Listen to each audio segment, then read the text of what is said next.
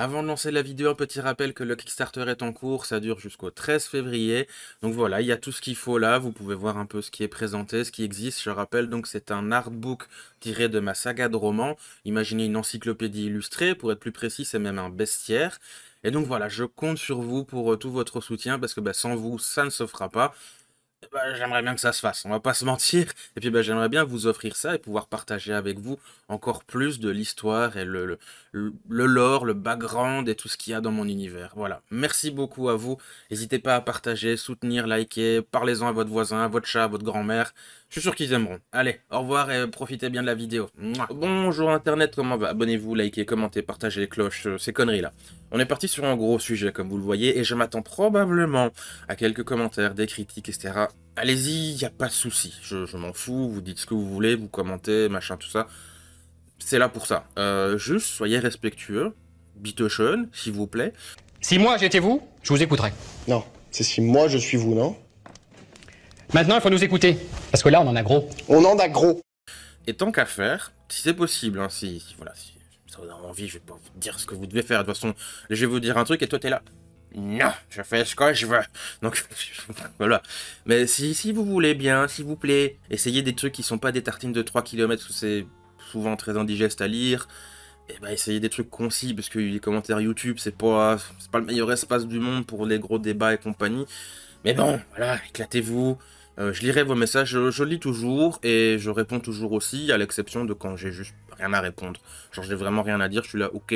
Mais souvent, je fais juste genre un merci, ou content que la vidéo t'ait plu, et tout ça. Et c'est pas juste pour rien dire, ou faire genre être sympa, non, non, je suis très content que mes vidéos vous plaisent.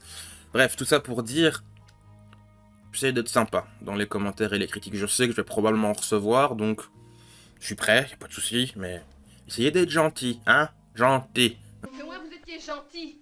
Hein, gentil. Donc, est-ce que l'autisme est un handicap? Réponse courte, oui. Voilà. Réponse longue, je vais te raconter. Il y a énormément de définitions sur l'autisme, plein. Au point où, en fait, si vous regardez bien, on passe plus souvent le temps à discuter de ça, savoir de la définition, savoir ce qu'on parle, et comment on en parle, que de faire autre chose, en fait, sur l'autisme, de parler d'autres trucs. Donc ouais, on en est encore là, vraiment. Après, ça se comprend, parce que l'autisme est un sujet particulier, et c'est vraiment pas un truc comme les autres. Déjà, on ne sait pas si c'est une maladie ou non. Perso, j'ai tendance à dire oui. Parce que la définition de la maladie, c'est altération ou trouble de l'organisme. Point. Ni plus ni moins. Ça veut pas dire que c'est guérissable ou curable ou machin, non, il y a un truc qui est différent, qui change et qui est pas vraiment censé se passer comme ça. La quasi-totalité des gens qui parlent de l'autisme parlent, au moins à un moment donné, ils disent le terme trouble neurologique ou trouble du développement, ou quelque chose comme ça. Du coup, voilà, c'est techniquement une maladie, techniquement, mais encore une fois, c'est compliqué. Même si ces discussions-là, savoir si c'est une maladie ou pas, ça n'a pas vraiment d'impact sur le reste de la papote, mais j'avais envie de placer la chose quand même pour montrer à quel point on est nulle part, en fait, sur la définition et de savoir comment parler, comment qualifier, comment causer, réfléchir sur l'autisme. Et je précise encore une fois, avant qu'on me tape dessus et qu'on m'engueule et compagnie, j'aurais peut-être dû le dire au tout début de la vidéo, parce qu'il y en a forcément, ils vont juste regarder 30 secondes et faire « Connard, paf, fermé !» Ils vont pas regarder la suite.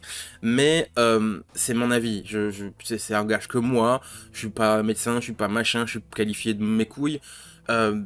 C'est juste une opinion. Voilà, c'est tout. Je suis pas le saint savant de ce que vous voulez. Et pour continuer donc la papote, faut pas oublier, je vais répéter ça plusieurs fois, le truc faut pas oublier. On sait pas exactement ce qui cause l'autisme, qui cause ce truc, ce trouble, ce machin, cette maladie de... Appelez ça comme vous voulez, moi je m'en fous.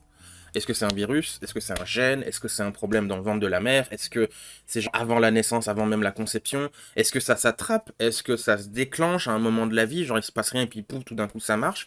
Est-ce que c'est la nourriture? Parce qu'il y a pas mal d'études ou de choses qui disent « Ah, l'autisme, il y a peut-être une influence avec la bouffe moderne, machin, machin. » Bref. On n'a aucune idée de ce qui cause l'autisme. Personne ne se met d'accord et on n'a aucune certitude. C'est comme si on parlait tout le temps de symptômes. Il y a ça, il y a ça, il y a ça. L'autisme, il fait ça, il fait ça, il fait ça. Et l'autisme, il influence ça. Mais on ne sait pas la source. On ne sait pas d'où ça vient, on ne sait pas machin. Ce qui est sûr, c'est que différents problèmes se révèlent à la personne autiste au fur et à mesure de son existence, et très souvent, pour pas dire 25% du temps, allez, je donne un chiffre au pif, c'est la communication, les intérêts restreints et les émotions. C'est 3 grands basiques. Et tout le monde est au courant de ça. Je vais pas trop continuer là-dessus, mais c'est pour bien rappeler les bases de la discussion. Encore une fois, on est en train de parler d'une définition. Est-ce que ça, c'est ça? Genre, est-ce que un corbeau ou un aigle, c'est un oiseau? Bah oui, parce que ça, parce que ça, parce que ça, parce que ça. Et là, ça devient un gros problème à la notion, est-ce que c'est un handicap ou non? Parce que toutes les personnes autistes sont différentes. C'est le classique, il y a autant d'autisme que d'autistes. Une personne aura de très très gros problèmes de communication, d'autres pas du tout. Une autre saura utiliser ses intérêts restreints pour améliorer sa vie et tout, et voilà, avoir une meilleure qualité d'existence, quand l'autre sera incapable. Et parfois, l'intensité est très différente aussi. Genre, il y en aura, ils n'auront pas de gros problèmes particuliers. Enfin, il n'y aura pas des trucs catastrophiques, immenses et gros problèmes. Mais dans l'ensemble, il est mauvais. Hein. Il s'en sort vaguement, mais ça reste mauvais. Du coup, pour faire le handicap, pour la définition et tout ça, il y a une règle, c'est un peu compliqué, parce qu'il n'y a que des cas particuliers quasiment, donc on peut pas tirer une norme ou quelque chose de fréquent, ou là, la statistique, voilà. Et le mot normal n'est pas vilain, c'est une statistique, voilà, la moyenne, c'est à peu près ça. À part un élément. Dans l'ensemble, les personnes autistes ont, dans la grande majorité des cas, genre pareil, 90-95%, ce qui est très très très significatif en termes scientifiques, ils ont un énorme problème de mal-être, de dépression, et parfois même aller jusqu'au suicide. J'ai parlé en long, en large et à travers de tout ça dans d'autres vidéos, donc allez les voir. Je sais pas vous, mais perso, je me dis que si un ensemble de population, ou un groupe donné, ou je sais pas quoi, il est très malheureux et qu'il y a un nombre non négligeable de personnes qui se foutent en l'air, qui voilà, c'est dodo, je meurs, je fais Alt F4.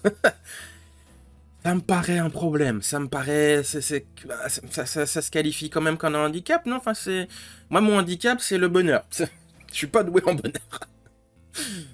Et je pense aussi, encore une fois, qu'il faut pas oublier, hein, je vous avais dit qu'il reviendrait celui-là, le mot handicap, c'est pas péjoratif, c'est pas méchant, c'est juste un mot, et il faut voir aussi le contexte de comment il est utilisé, mais perso, je le prends absolument pas mal. Moi, je suis handicapé pour plein de trucs, la communication, ou tout ce qui est au niveau relationnel, savoir garder un ami, genre je suis très mauvais à ça par exemple. On peut aussi relativiser et se dire que, par exemple, pour reprendre mon cas, si vous me parlez de musique métal par exemple, moi ça va, je gère. Très bien même. Vous, par contre, vous serez probablement handicapé dans la conversation. Parce que moi je baigne dedans depuis genre 20 ans. Donc je vais vous sortir plein de trucs, vous allez rien comprendre. Voilà, c'est un handicap, voilà. Il est évident que moi, concernant plein de trucs dans la vie, je me sens handicapé, comme j'ai dit, la communication, les relations sociales, même les intérêts restreints un petit peu, parfois, c'est là où je gère le mieux, ça va, je suis presque autonome et tout, le reste par contre, voilà, faut des médicaments, faut des suivis psychologiques, j'ai dû voir des éducateurs, et tout ça, ça vient en grande partie de l'autisme. Je veux dire, dès mon plus jeune âge, à l'école, par exemple, ça se passait mal. Et si l'autisme avait été détecté, dès que j'aurais eu 1 ou 2 trucs mis en place, hein, pas grand-chose, hein, genre une AVS, par exemple, rien que ça, déjà. Mais, ouais, on me protégeait des propres psychopathes, que j'ai eu aussi, j'y pense. J'aurais probablement eu un futur beaucoup plus radieux. Probablement. Je mets bien une couille, voire 2 dessus. 40,500,000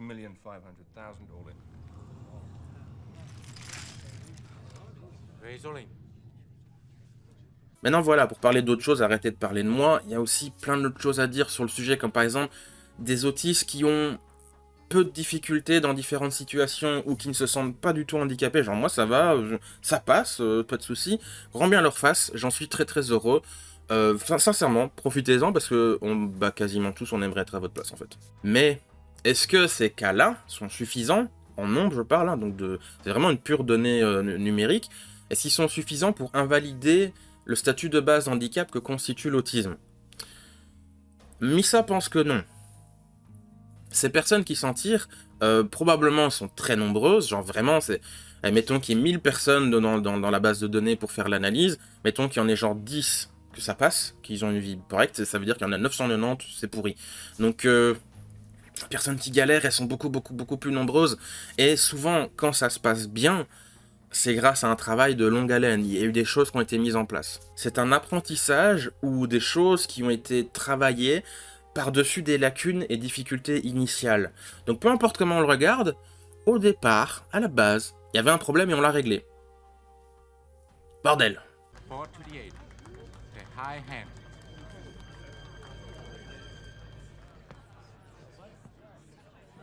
Monsieur Pond wins. Jamais, jamais je me souscrirai au mouvement de la neurodiversité qui considère que c'est simplement une différence, ou pire, dans les cas extrêmes, je caricature, mais c'est pas loin de ça, c'est une espèce de forme d'évolution, et que voilà, c'est juste une différence, et on réfléchit différemment, et du coup ça nous permet de blablabla. On parle pas de couleur d'yeux, ou de peau, ou de couleur de cheveux différentes, on parle d'un truc qui fait que ton cerveau fonctionne pas comme normalement ça se passe. Et je dis encore une fois, pas ça méchamment, mais par exemple la gestion des émotions ou la compréhension d'une situation donnée, ou bah, quand t'as une personne autiste avec une déficience intellectuelle, c'est un coin de ton cerveau, genre il est mal formé, ou il travaille pas comme il est censé être. Genre, tous les humains sur la planète, ça se passe comme ça. Et la personne autiste avec un problème vraiment particulier, bah ça marche pas. C'est comme si moi, bah là j'ai un écran de PC, et la couleur rouge, parce que c'est souvent RVB, les couleurs pour les écrans, bah la couleur rouge elle marche pas. Mon écran est handicapé. Sans vouloir être trop brutal non plus, mais quand même faire une analogie un peu claire, nette et sans équivoque. Je suis pas sûr qu'un enfant autiste qui bave, qui parle pas, à part quelques borborigmes, et qui sait pas lasser ses chaussures, je fais une dédicace clin d'œil au petit astronome, il sera capable de trouver un boulot, ou de payer ses factures, ou faire ses courses, ou avoir un permis de conduire, ou vivre normalement dans la société comme la grande majorité des gens font. Je suis désolé, mais non. Bon, par contre, il sera peut-être capable, genre avec un truc text-to-speech, etc., vu qu'il parle pas, il sera peut-être plus doué que moi sur la musique métal. Peut-être, ça c'est possible. Mais bon, ça va pas l'améliorer ou l'aider pour sa autonomie de la vie de tous les jours. Parce que moi, techniquement, ça l'a pas fait. Après, je suis peut-être pas assez doué, c'est possible. Mais moi, ça m'a pas aidé, mes compétences dans le métal et tout. Voilà. Je suis encore désolé, vraiment, sincèrement, pour l'exemple peut-être un peu cash. Il y en a qui vont peut-être grincer des dents et tout, mais faut quand même parler des choses réelles aussi, quoi. Merde. Allez, au revoir Internet, gros bisous. Mouah. On va tout cramer, il faut pas demander d'où ça vient.